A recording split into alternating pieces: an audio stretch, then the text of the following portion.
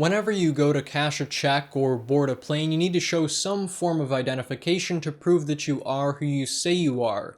This makes a lot of sense, and it actually works to your own benefit because you don't want people stealing your money, or better yet, flying first class on your dime.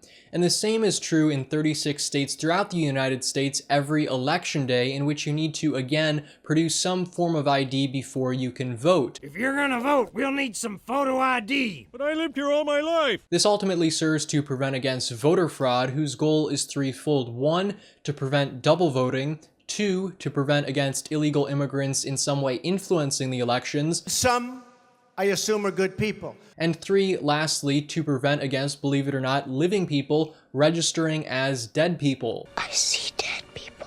And of course, as with anything, this issue is highly politicized. On one hand, you have Democrats who say, well, voter fraud is practically non-existent, and if anything, it only disenfranchises minorities who don't have, say, a driver's license as the necessary credential to vote.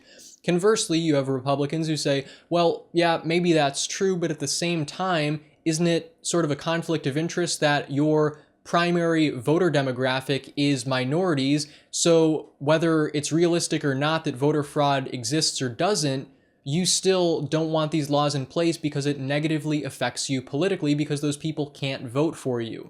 So both these arguments are valid in my book, but personally, I side more with the Democrats on this as far as logic is concerned, because between the years 2000 and 2014, there were only 31 legitimate cases of voter fraud over 1 billion ballots cast. So obviously it's a very insignificant issue, especially in context of larger things like the Electoral College or super PACs manipulating elections.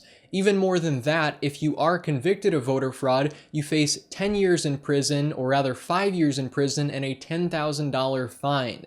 Personally, that doesn't really seem worth it to me, but then again, maybe I'm just not in this criminal mindset.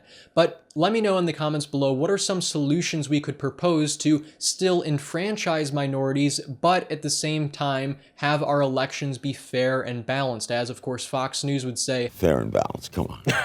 Oh, who we kidding? Let me know your thoughts again in the comments below. Should we maybe use the internet, or will that just give credence to more fraud? Let me know below. Peace, love, and liberty. Andrew Demeter, signing out.